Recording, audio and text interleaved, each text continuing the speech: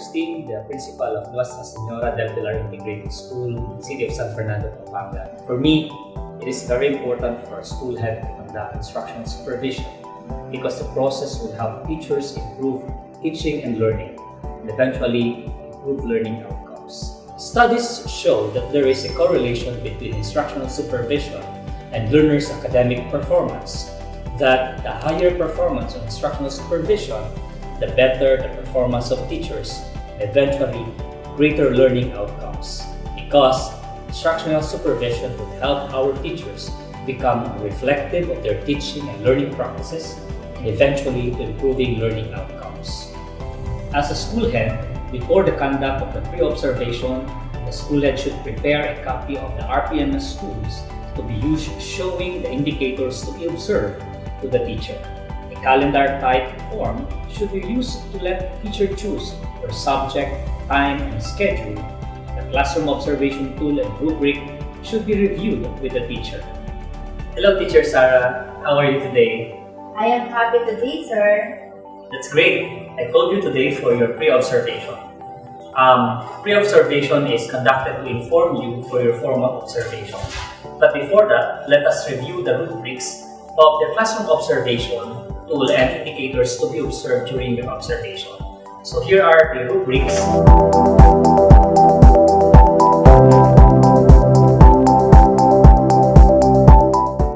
Teacher Sarah, is it clear to you now the indicators and rubrics of the RPMS PPST?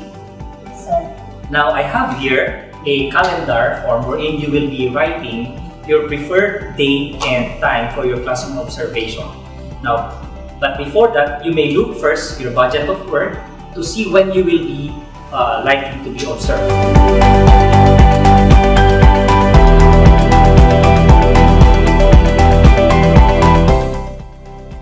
Sir, I already have a chosen topic, schedule, and date.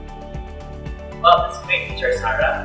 So kindly write in the date, time, and subject in our calendar.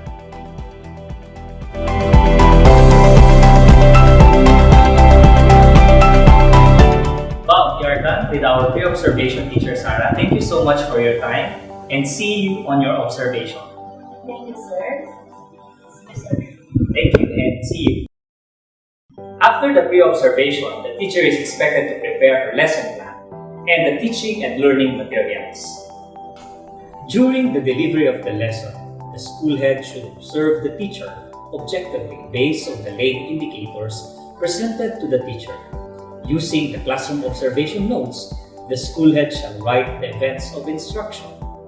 Other commendable observations should also be noted by the school head. A minimum of 30 minutes should be spent by the school head to observe a class. Inform the teacher that you will see her at the office during her vacant time or after her class.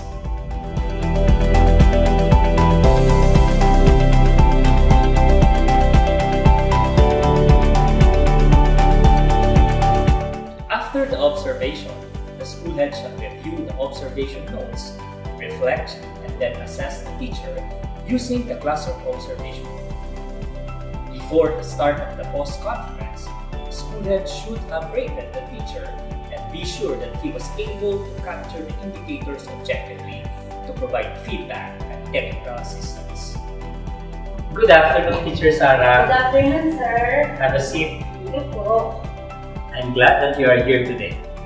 Now we shall start our post-conference. Let us go back first with the indicators of the RPMS PPST. The first indicator is applying knowledge of content within and across curriculum teaching areas. I have seen an excellent integration of content within and across curriculum teaching areas. And your topic in health, 15 out of 18 of your learners raised their hands when asked a question to them. Why did you integrate this, and what do you think is the impact of the integration to your learners? I do integrate lessons from other lessons because I want them to relate what they have learned to our lesson. I could also be used as their springboard to our lesson. The impact of integrating other lessons to our lesson could help them connect and somehow achieve the objective of the lesson for the day. In your lesson, you try to integrate your lesson within your learning area. Why do you think that 5 among your learners near the window are not participating during the activity? Sir, maybe they could not remember our past lessons, and I should provide a better activity that would stimulate their participation. Very good observation, Teacher Sarah. Your integration from across and within teaching areas were excellent. I think one of the reasons why learners near the window could not see the letters properly because they are too small for them to see. Maybe next time, make the letters bigger for them to look on. But I commend your excellent way of integrating your lesson, including the pedagogy you use in teaching, which makes the teaching and learning process fun and engaging. Your teaching and learning materials were developmentally appropriate to the level of the learners. Good job! Now let's move on to the next indicator.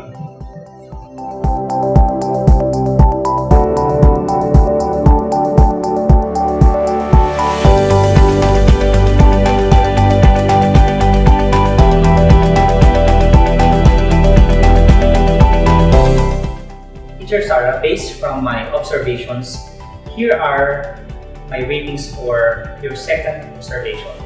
I gave 7 for the first indicator because you were able to apply accurate and broad knowledge of content and pedagogy through various integration within and across learning areas. For the second indicator, I was able to see code switching, translating unfamiliar words, and you efficiently used the medium of instruction of the subject for learners for better understanding of the lesson. So I gave you 7 for this.